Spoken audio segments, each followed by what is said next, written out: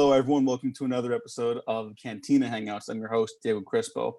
With me today is not my co-host, Universal. He cannot be here today, but according to his tweet, he thought today's episode was okay. And we'll get into that a little bit because that doesn't seem to be that uncommon of a take. But again, I'm your host, Diego Crispo, today. But with me to help me today is a very special guest. Hi, everyone. I'm Barath. I'm a filmmaker. I do freelance videography and editing. I love nerdy shit. I love political stuff as well, and fighting for a more progressive society.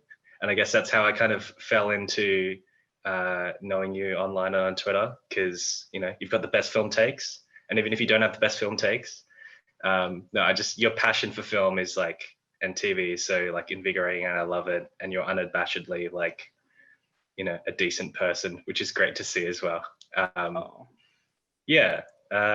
So that's me. I run a video essay channel called Focal as well, that focuses on filmmakers of color. Criminally don't put as much work into it as I would like to, because it's not that many uploads.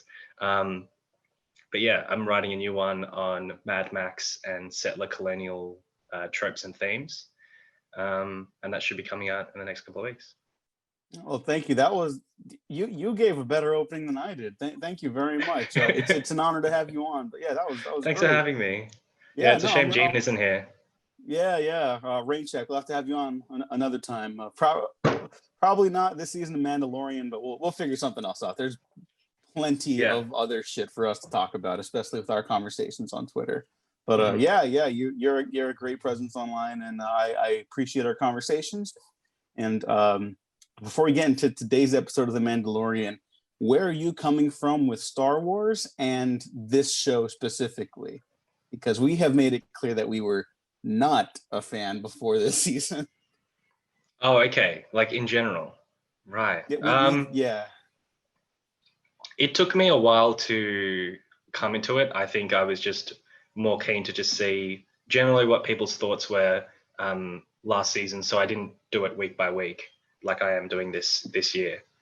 So I basically waited until the full season was out, and then kind of let the kind of hype and whatever conversation die down, and hopefully I didn't get spoiled as much as I thought I was.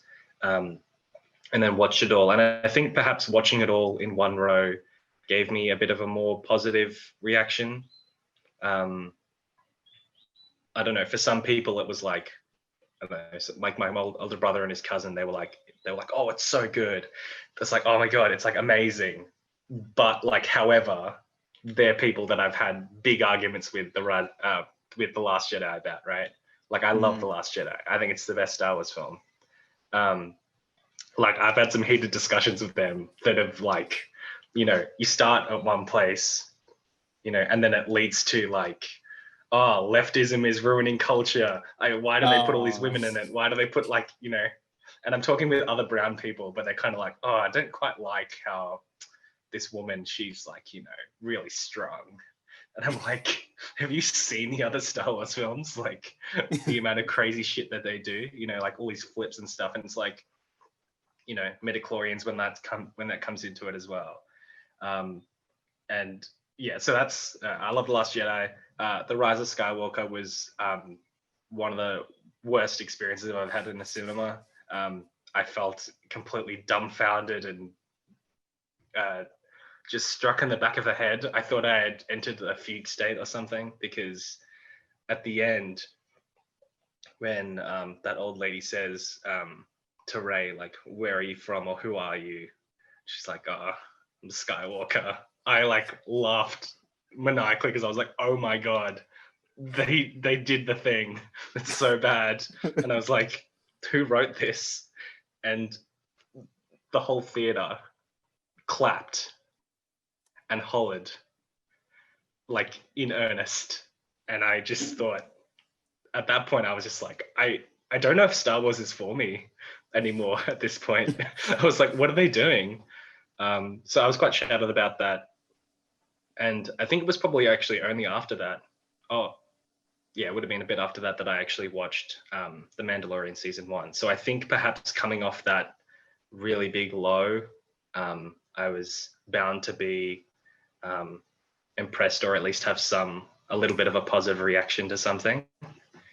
But yeah, like I thought the way that the first season did it with some interconnected episodes and some ones just totally self-contained. I thought that was an interesting concept, and yeah, watching it, I guess, watching it week by week now has proved, I think, perhaps the same for me in a little way, where yeah, I can really like some episodes, and then some episodes I've kind of been like, I don't know whether I specifically like this, not because if it's self-contained, or maybe I just didn't enjoy what happened within it. Yeah. Yeah. What did you think about this episode, The Siege, which is also the first directed by Carl Weathers? Yeah, they're really just giving out the directing role things to anybody who wants it, right? It seems like it. But you know what? To this season's credit, I think that I think this is, I'll just say real quick, I think this is the weakest episode of the season, like by far. But Carl Weathers did a good job, like directing wise is not the problem. I just think there wasn't a lot of meat on this episode's bones for me, Yeah, at least. Yeah, I'd agree. I didn't like, there isn't that much that happened. And yeah, I guess possibly judging it against all the other ones, yeah, it probably, I don't know. Because I listened to your one on the last episode, and so you did like that last episode quite well, did you? Yeah, that might be my favorite. Like the last two specifically might be my favorite of the bunches, but like a significant amount. Is that more story wise, or because of like was Bo-Katan?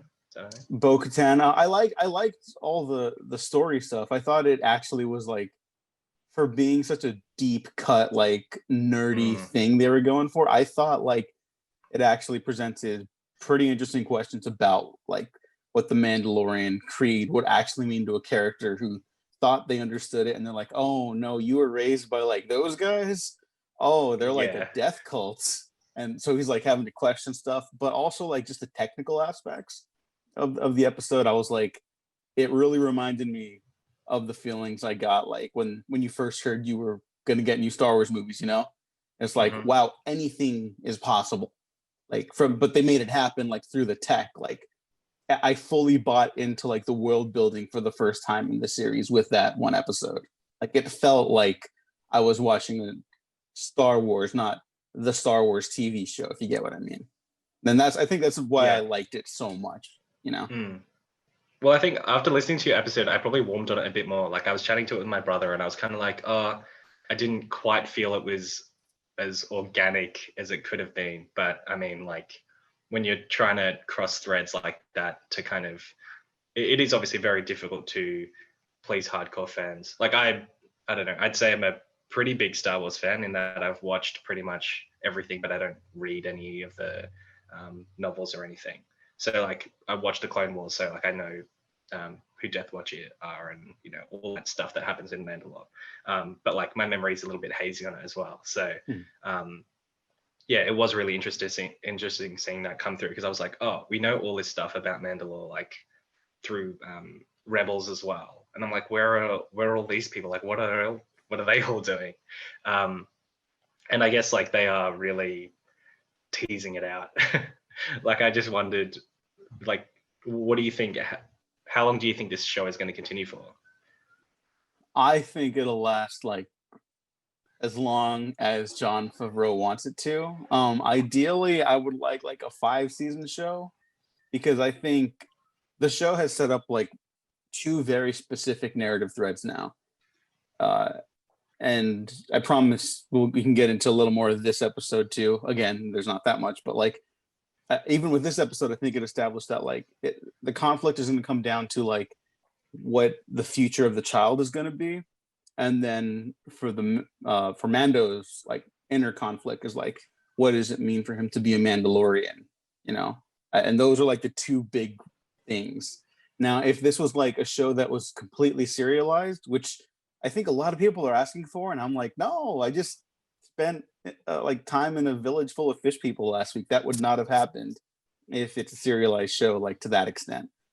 But if it was serialized, I think you could wrap this up in like a movie, right? Like there's probably not that much like plot stuff, but that's okay because like the plot stuff is like it's kind of the back burner for me. Like what I'm getting out of it now is really like getting to just be in Star Wars every like half hour every week for right now. And so like with those two like big narrative threads, I think it could last like 5 seasons or more. I know it's at least lasting till 4 because of Giancarlo Esposito's comments. Like I guess he said like, oh, if you thought this was good, like wait till you get to season 3 and 4 where it gets really good. And it's like, when I didn't like the show, that's the last thing I wanted to hear. Like, no, I don't care. Like it needs to be good now. And no, I think it is. So like I'm game. If it can keep up like the potential, I don't need to like fall in love with it every week like I did last week, but if it can keep like exploring these pockets of the universe, ideally without Gina Carano ever again, I will be very happy. Like I'll be into it. I think this could really be one of the better Star Wars experiments, I guess. No, it's really interesting, like the way you put it that way, because yeah, it is cool seeing those other things, and if you can make them engaging. I guess the slight problem I had is kind of like, kind of what the beats are going to be, but it's an interesting place, and it's kind of shows you society from, or like a mini society in some random planet in a more interesting way. Like particularly like this one. I guess we have been to this planet before, but I can never remember the names of the planets now, because I feel like usually in Star Wars you know what the weather is, and then you say this is this planet, or like it's got specific architecture and you know what it is, but then kind of all blurs into one.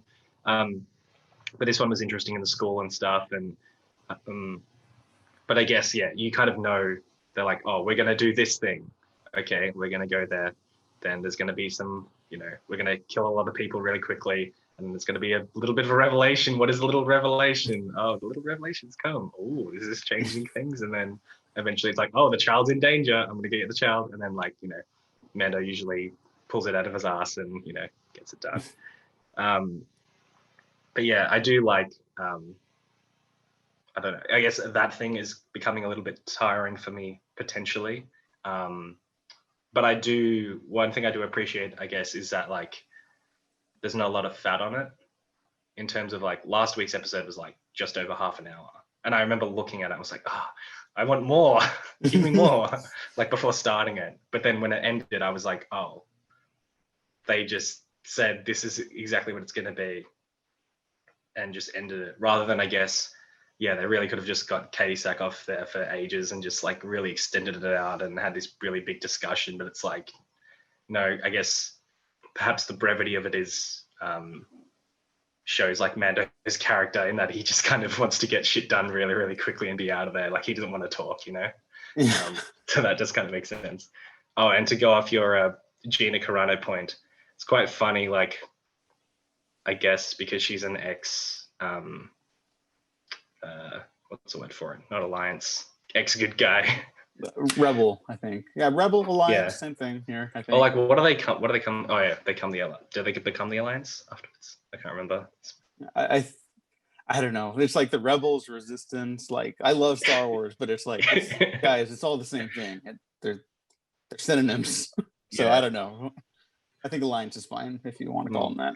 But I wonder whether like there's some dumb thing to be made where, I don't know, she thinks she's like an ex, like Gina Carano literally thinks she's like an ex-liberal or something like that, and has become disillusioned. She's like, can you write this into my character, and then she ends up being like, I don't know, some Sith Lord or something. Yeah, no, I think because she did not die at the end of this episode, like I think many people were hoping, after just coming off full mask transphobe on Twitter and shit. If she comes back again this season like she did in the first one, like I'll be okay with it because I like that character. But as just like the actor, like you just can't let that stuff slide anymore. So like they either need a recast for next season if she survives, or if she comes back, they got to kill her off. Like those are the only two options, or just don't have her back. Whatever. Like didn't work out. She went missing. got killed on the way back to her home planet. I don't know, but like, would you give up on the show if they continued to have her on? I don't know. I guess that's like if It's a they made difficult a question, yeah. yeah, like if they like made a statement that like no, we support her, like yeah, I'm out. Sorry, like we're not doing the show anymore. But like and Gene and I have talked about that too, where it's like because there was that rumor for a second where they're like, oh, she might get a spin-off show, and everyone was immediately like, why? Like, even if she wasn't like some obnoxious conservative transphobe, like, why her? Like, I liked her as an action actress too, but like, why? Like, it just doesn't make sense. Um, I don't know. Like, if they come out in a statement in support of her, right, and it's like Disney and Kathleen Kennedy and Jon Favreau, like then I'd be like, sorry guys, I'm out. Mm. I don't think there's really anything else to talk about. Like if because Star Wars is also made by George Lucas, who is far more left wing than I think even like Disney as a corporation has ever been. Mm-hmm. And so I think Star Wars in its bones also like there is always going to be like the difference between like what we watch and the people that make it. Like it's hard to get like everyone on board with the same like politics and stuff like that, right? But I think that crosses a line, when you're like actively vocally making fun of people's human rights, like Mm. that just should not be allowed. So yeah, Yeah, that's no, I usually a definitely question. agree. Yeah, but for this episode again, like just to if someone saw this and was like, this is the worst episode because she's back, totally get it, like uh if somehow we could put that aside, I did like seeing Carl Weathers' character again. I like the revisit to this world. Like season one had this problem for me where it was like every planet was like a desert planet. Even before they went to Tatooine, it was really like just a lot of vast landscape shots and stuff like that, right? And like I think someone called it like wallpaper cinema. And like it looked nice. It was showing off the tech in a good way, but it's like this season they just totally figured out how to make it like work with multiple camera angles and different like aesthetics. So to go back to the boring planet again, at least I think it's kind of boring. Um, it was nice to see that it actually had evolved. Like you brought up with the school and stuff like that, and it's like, oh, we're seeing like actual progress being made in the Star Wars universe without the Galactic Republic and stuff like that. Like Mm. it shows that like, hey, that didn't work out for us before. Why don't we try making it better ourselves? And it's like that's like a really great message, I think, just politically and stuff like it's fiction, it's for Yeah, for children, but sure. it's just kind of neat that that's there.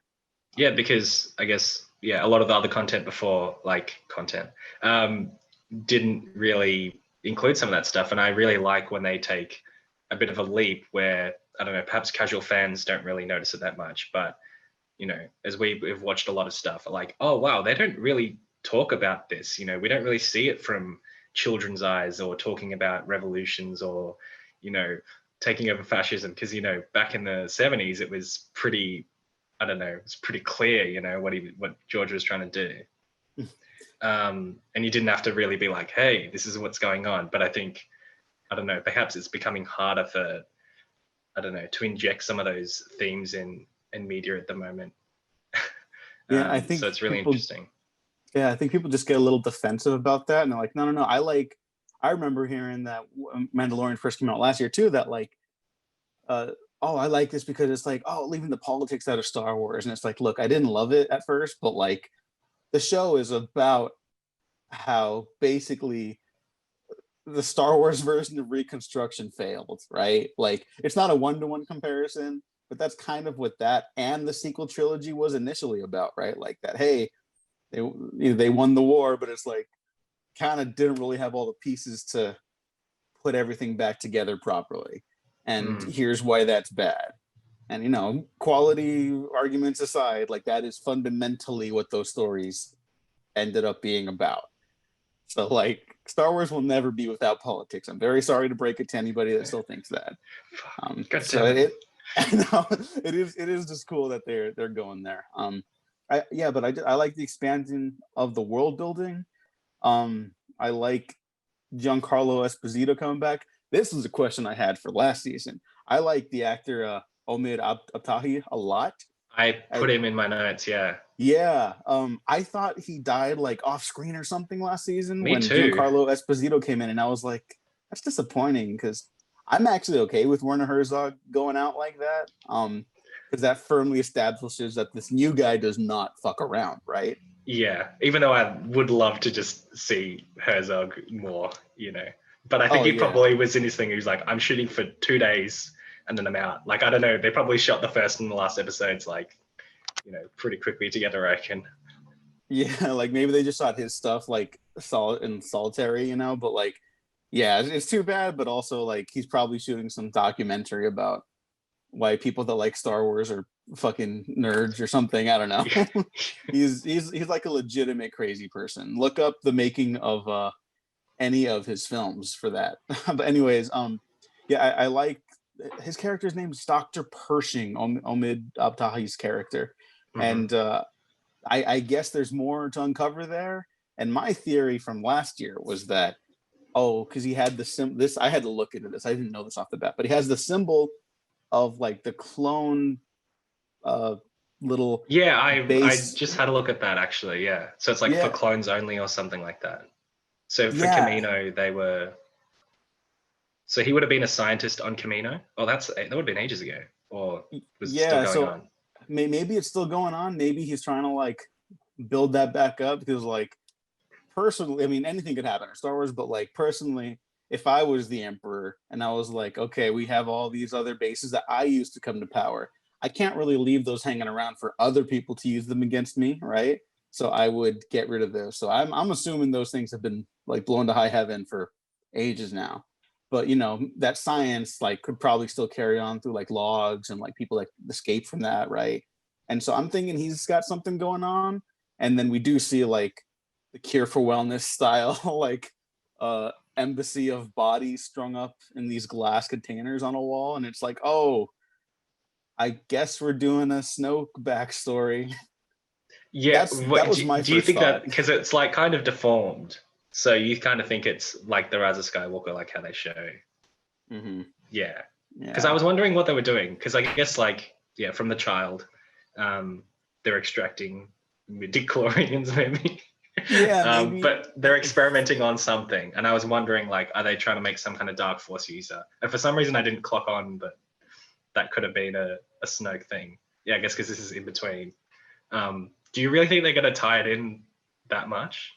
I think they're going to try to without having it being as overbearing as the main narrative stuff we already discussed. You know what I mean? Like, because it feels like they are aware that Jon Favreau is kind of their golden goose, you know? He started Iron Man. He essentially kicked off the biggest franchise in human history by that, right? Then he goes, fucks around. I'm going to go invent some technology so I can do the Jungle Book, so I can really use that technology to make the Lion King. Lion King makes more money than God.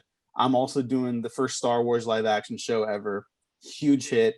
Also pushes technology forward in huge capacity. I think he can do whatever he wants with this show or whatever Disney allows him to, right? I don't think they're going to tell him no, is what I'm saying. But like, I think they've also kind of seen the reaction to Rise of Skywalker. Love it or hate it, it is a very divisive film. And I think there's a lot of blanks left in the narrative of how that film came to be. So maybe they're just going to use a couple of these episodes to be like, oh yeah, by the way, here's what they were doing with the clone emperor for a future episode. See, so it did all connect. And honestly, as much as that would have driven me away from the show a year ago, I don't hate it right here. I'm not like a fan of it. I just don't care really. But there's enough going on otherwise where I'm just like, if that's the way they're going, or hopefully something else entirely that we just completely caught off guard by, right? I can live with it as long as that's not like this is what the show's always been about. Then I'll be okay. It's not the thesis of the show, so I can live with it, you know? Yeah, that's my concern. Like, if it becomes that's the entire show, like the entire reason of the Mandalorian is that like he's his protector that's protecting the child, and if he doesn't, then Snoke will get made or whatever, you know. Like as you were mentioning earlier, it would be interesting just to see these things kind of float past, and kind of he just stumbles upon these things, and it's only kind of if it really directly affects him, or like kind of where he's at right now, that it will kind of get involved, because he has like another quest to take care of the child. But yeah, I don't know. I'm kind of hoping it's just like some random creature or something, and then they kind of deal with it post haste. What do you think of that? What do you think of that, like, blue guy? Do you like that blue guy? Whatever his name is. Okay, so the first episode of the show is my least favorite, next to the other Dave Filoni directed episode. And when I first saw that blue guy, it's just that clicked all the wrong buttons for me. Right? I was like, oh no. And then he gets stuck in carbonite, and I was like, oh, thank God. But I didn't hate him here. I like that everyone was mean to him, and then I started feeling bad for him, and I was like, yeah, he would probably sell them out in like an instance. That's the kind of vibe you get from that guy, right? But I do like that. Like it's never addressed. I think it's how it's shown. It goes to show how good the show's gotten at like just blocking and direction of characters. Where like the Mandalorian always makes sure that he's getting out too. The Mandalorian waits for him to get ahead when they're escaping, and then trails after everyone to make sure everyone's escaped. So I liked how he was used in this. I don't know if I want to keep seeing him, but I didn't hate him here. So good job on also improving their show. You continue winning me over. I want to read some quick responses from people, and then I have one more note about the clone thing. Cool. Let's see, from Max Rorig, Baby Yoda's a little stinker, so it was a good episode. At Chrome 4 Winds, The Riddle of Steel, very cool, very fun. Production design and VFX are once again god tier. Good for the overall plot. Fantastic hero moment for Mando at the end. And before the clone revelation right there, this episode and the season kind of got into the rhythms of like the episodic nature of these stories, right? So it was really cool to kind of feel like the season plot kick in once they realized like, oh, this isn't just an empire base that was abandoned. Like it's still here because there's like some heavy shit going on. So even if it isn't for Snoke, it's like Carl Weathers' character. Sorry to cut you off. Carl Weathers' character, he like there's like a shot where he kind of, after they see the tanks, he's kind of like, I kind of knew this. Like it kind of seems like he knew that there was something more to this, you know. Mm-hmm. So I wonder whether or not, like, what's his backstory? Like he was not quite sure. Would he be involved in the Empire in some way, or do you reckon they're going to tie him back to that he was kind of? I don't think he's Empire related. I think he just he's just like a smuggler, like a criminal, right? And now he's like if it wasn't in his best interest to clean up the town, like to remain in power, he's not like evil, but he's not like a great dude either, right? I think he's kind of doing things for his own gain, but also like that also aligns with happening to do good right now. So he's like getting comfortable with the good, but not completely there, right? I don't think he's doing things like to be a surprise villain anymore. I think he kind of filled that role for season 1, but he didn't tell the pilot about the bundle of clones they found that were incomplete. Yeah. So like there's something else going on there for sure. I like that you brought that up too. I don't think he's a complete villain, but I think that he just knows a bit more than he's letting on. And then a couple episodes later, he's like, I didn't want to tell you, but you know, there's more nefarious things going on. And I think that even if they are trying to do the midichlorian thing again, I think it would be a great like resolution for the show if they were like, yeah, we tried to use midichlorian counts, like to raise midichlorian counts in these clones to make them all like a force sensitive army, but the force doesn't like fully work that way, right? It's just a way to like gauge stuff, because I think that's like the thing. I've definitely missed this long ago. Like George Lucas used that to kind of just say like, hey, it's a way to read the force. It's not like you know, you eat a lot of fast food and you get fat. It's not like the same thing, right? Like it's space magic. It's not a 1-to-1 comparison of weird things you can just kind of put into a person and they become super strong, you know? Like I think people look at the force sometimes as like a video game level up thing, you know, which is kind of like probably why people hated that Luke Skywalker didn't blow up a Star Destroyer in The Last Jedi, right? He's like, Yeah. well, he's so powerful after all this time. It's like, yeah, but like the Force and like most fantasy magic in general and fiction, it's like it's an expression of self, right? It's an expression of like your rage, your joy, your like devotion to people and stuff like that, or non-devotion to people if you're like a Sith. But I don't know. I just think that's like a gray area. It's not like 100%. They have so many midichlorians. And so I just think that'd be interesting if they're like, yeah, we tried to take this force from this baby, but it's not real. So we couldn't do it with science. You know, like I just think that would be like a fun way to shoot down obnoxious fans and make an interesting story. But I know everyone has different opinions about the force. Yeah, I think that I think it kind of doesn't need to be done, but I think if they can do it in a kind of not a over the head way where it's like George Lucas was an idiot or whatever, because like he did create like, you know, for the better part of creating everything, like still being respectful, but being like, oh, I don't know, yeah, saying that like exactly what you said, that it's not the whole point of the thing. You know, people have tried to kind of distort it, and it doesn't quite work that way. So it still retains that kind of, you know, magical quality that people who generally just like the original series trilogy would like, and yeah, to have it be. Yeah. I guess just any other big points you want to bring up about the episode? Because really, it's like it's a solid episode. I think the action in the second half is really lots of fun. I thought they were only using one TIE fighter in the season finale last year because that's an expensive like entire effect set you got to build there. So I was like, oh, on this show you'll probably not be able to afford that much. But no, they just went like all out, and there's like a ground chase that becomes an aerial chase, and it's just like it. I was very impressed because they have like $15 million budgets per episode, and it does not look like it costs less than like twice that, you know? Yeah, I hadn't really paid much attention to that budget type thing because, yeah, I was talking to my brother about it, and he was saying potentially last episode was a bit shorter because they did use a lot of effect stuff, and then they were like, oh, we've got to, you know, we don't really have time for it, and it's this kind of short of a story, so we'll just cut it at what that is. Yeah, one interesting thing, did you see that like when the guys came off the speeders, when they start chasing, there's two guys who accidentally just bump into each other and they just die?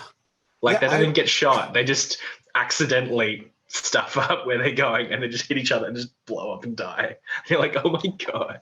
Yeah, and it adds like this really tactile nature to otherwise like, you know, it most of the time they do look like effects, and it's like that's totally fine. I'm not asking for this to look as good as the actual like $200 million budget films, right? Like it's totally different league altogether, but you feel like the movement of everything like that. And that is just a funny note that they also build off of, because they're like, oh yeah, this elevator won't open. It's like, oh, old Empire stuff's not built for like the lava or whatever. And it's like, oh, these idiots, right?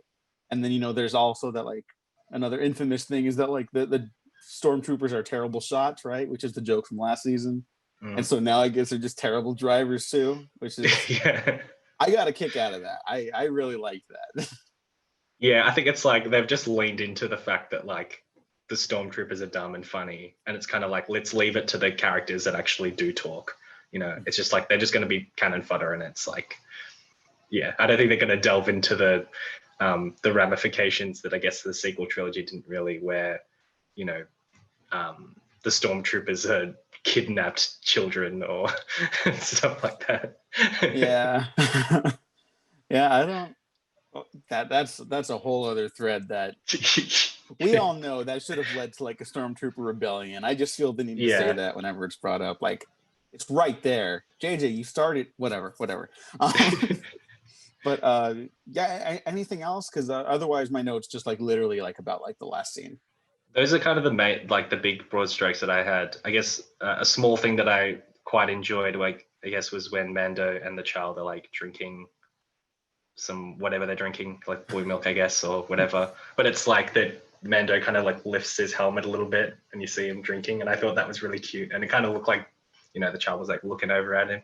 So I feel like, I don't know, is this going to end in like a Rise of Skywalker way, but in a good way, where like he takes off his helmet or something and then, you know, sits with the kid, and it's like, that's just it.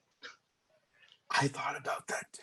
So, because last week introduced the whole thread about like, this is how much I liked the last episode. I'm talking about it more than the one I just watched that I did enjoy too.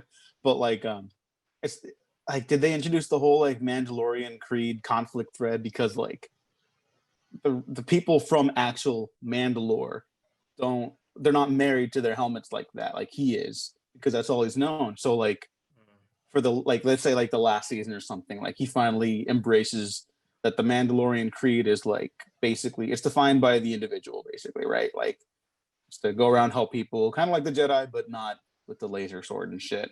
So we would be able to see Pedro Pascal like all the time in the final season or something like that, right? And that's what I thought of in that scene too, with the little helmet lift. And I also don't want to punch Baby Yoda every time I see him. It's great. I don't know, the character interactions in this between two characters that basically don't talk like a lot have just so improved this season. It's made me like more open to everything. Do you want Baby Yoda to start talking properly? Because I kind of do. Oh, okay.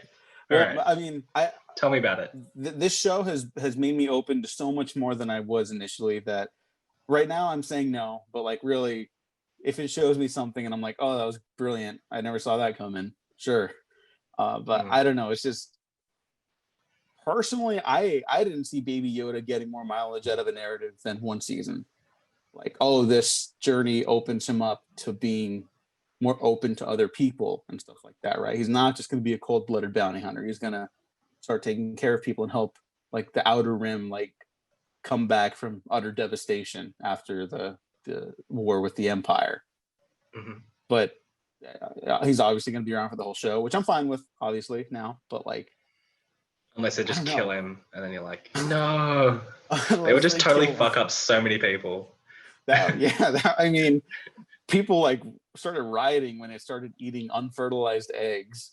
So. I did personally find that a bit uncomfortable, but I think it's because I didn't clock on at first that they were unfertilized, and so I was kind of like, this is weird. But it still is kind of weird to me, anyway. Yeah, it does. The gray area was just because it was like, oh, these are like the last of her like eggs that she'll ever have in her life. Like, because like if they're unfertilized, it's fine. We like humans do that all the time with chicken eggs. But if they were like the last chicken eggs ever, you're like, wait a second, we should probably talk about this. Yeah, I think because at the end only one of them hatches, so I just assumed that perhaps like one was only going to hatch at the end anyway, and it was just like you just make just like a fish or like a crocodile or something. You do tons of eggs, and then whichever one survive, or like you pick the best one, or just if one of them hatches. So I guess that did make me feel a little bit better about it. But I don't know. I just found it like a little bit squirmy because like you could really feel the like density of the balls, and it's like, and you're like, oh. Yeah, that's really like, it's on them for not explaining it very well, because constantly throughout the last 2 weeks now, everyone's been like, no. They said in this moment, like that does sufficiently explain and like quell my concerns and other people's concerns. But the fact that it's like nestled away in there and not like the mission statement of that episode is probably not a great sign. Just like next time they should probably be more careful with stuff like that. But yeah, so at the end of the episode, Moff Gideon is informed that there is a tracker on the Mandalorian ship, and he says they'll be ready. I didn't think they had the budget to build a Star Destroyer set, so I was pleasantly surprised by that too. And we get to see that they're working on some new armor, which I had assumed were like new battle droids, but they are not. I was informed by a friend and of the show, and just in general, great Star Wars personality, Andrew Boyd Allen, and they mentioned that they were Dark Troopers. I had to write it down because I forgot. Now, are you familiar with them? From Rogue One? No. What are they? Dark Troopers are from Star Wars Battlefront. They're the stormtroopers with the jetpacks that you can play as. I've played that. Nerd cut. Oh, like the old one, right? The old one, yeah, where they fly around. No, I used to play that all the time. Yeah. That's a great game. They should have just updated it. I know. I was so disappointed. I was like, you literally have the easiest concept. Just let you generate 5 different people and just go straight ahead and just kill these AI characters and other people, and then level up and be a Jedi, Yeah. microtransactions and all that. Ugh. Stupid. For interested parties, I believe both original Battlefronts are available on Steam on the PC, so check that out if you want. I got it actually. So these Dark Troopers, so they're just going to be jetpack guys. Yeah, they're going to be jetpack guys, which to me so reads Mando's like, at a disadvantage. Yeah, he'll be at a disadvantage yeah. after their last confrontation. So Moff Gideon, he's like that's like a great like Star Wars villain. He's not like super like complicated, but because of like Star Wars villains are so often like aligned with like literal fascism, like that, as we're finding out in the real world, fascists are not complicated. They're quite simple and evil. But like he's just so like methodical, like, okay, I tried this, I estimated this approach, didn't work. Okay, tried this. All right, now I'm gonna update my troops approach by updating them with what defeated me. Like, I don't know, that's just such a clever like thing to do, so like the next fight won't just be like them fighting in TIE fighters again, it'll be something else entirely. And yeah, so that's also more salt in the wound of everyone's favorite line from The Rise of Skywalker. Oh, they fly now! They fly now! They fly now! So I kind of like that. I'm so sorry, but no, it's like it's like them trying to be like cute and Joss Whedon-y. I don't think it's like very like, I don't think it's the worst thing ever, but also like, I mean, they've flown forever, like, yeah. I mean, at least in like our lifetimes, right? Like they've kind of been flying around in like either the expanded universe or video games or tons of stuff that was eventually made canon too. So like, come on, guys, like it's they've flown for a while. Sorry. The rest of Star Wars history is just going to be dunking on The Rise of Skywalker, and that's too bad because I really like the first two of that trilogy. Oh god, what's the writer's name again? The guy who did Justice League as well. Chris Terrio. I don't know, it was Chris. I was going to say Trevorrow for some reason, but I know he's another guy. Yeah, man, that guy keeps getting work. Here's a confession. I said this on The Rise of Skywalker too and other episodes, so this is not a surprise.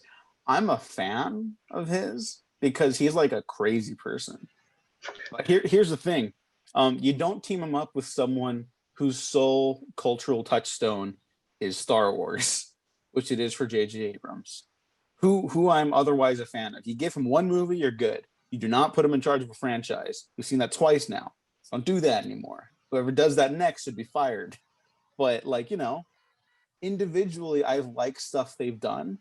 And I think for Chris Terrio, you give him free reign for like a first draft. And then, you're like, thanks for your time. Goodbye. Then you get a filmmaker who can rework it into something like malleable and their team, right? Like he needs structure. He needs like definition, and his writing needs texture because it's all these crazy thematic political ideas, but it's really just a lot of noise unless you can kind of like contain it somehow and take out all the stuff that doesn't work. So how do you think Justice League panned out in the writing stages then? No, I don't think it did. No, so what? That he just did his thing and then he didn't have somebody to rein him in, or? Yeah, well, like, because Justice League isn't like really his movie, it's kind of like it's not really Zack Snyder's movie. Like the one that's coming out will be more theirs. So that I think I'll be interested to see what does and doesn't work there because I actually like what they did with BVS now. I'm actually a fan of that film.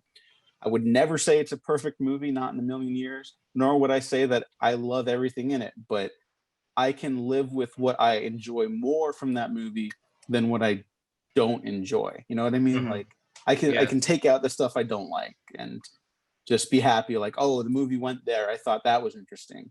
Yeah, I love the first half of it, and I have kind of warmed on it more. Like that was another theater experience which I didn't particularly like. The first half I was like, oh my god, and then by the time it was ending, I was like, oh, there's another Fade to Black. Is it going to end now? Like I kind of wanted it to end. But yeah, I've come around on it. Yes. Yeah, I mean, I was a BVS hater for a minute there. Now I just hate politicians. But like now I'm like there's interesting stuff in there. It's not for everyone for sure, but I personally get a lot of mileage out of it, and that's why I'm interested in the Snyder cut too. Wish he didn't hire Jared Leto back though, considering alleged things is all. But yeah, for Mandalorian, we'll see if it continues trying to fix the Rise of Skywalker preemptively. What will be happening with Baby Yoda when? Oh, next episode. We don't really tee these up because sometimes we don't know who's directing what or whatever. But next episode is Dave Filoni's return behind the camera. Cool. I haven't liked a single live action thing he's directed from the last season, so I'm rooting for him. I really am, because he's a fantastic writer, and besides George Lucas, clearly no one else knows this universe better than him. The next episode is called The Jedi, and obviously it'll be meeting Ahsoka Tano because that is Dave Filoni's baby. He's been very protective of her, and there's no reason why he shouldn't be. He created that character. It's a fan favorite. I really hope it works out. That's all I got right now. Are there any final thoughts you want to leave us with, Barathon, and anything else you're looking forward to with the series? I had a quick one, which we didn't need to talk about that much, but it was really interesting how like the Alliance or the Rebels are kind of like cops now. It's kind of funny. So like last episode, or sorry, the episode before, where they're in the TIE fighters and they're like, he's like, hey, can you help repair me? And they're like, we just won't take you in. And he's like, cool. He's like, they've kind of just left him for dead. And then, have you watched Kim's Convenience before? No, I haven't. Oh, okay. So he's a Korean Canadian actor, and he's played one of the TIE fighter. Like I guess Dave Filoni was the other one, and he played the other guy.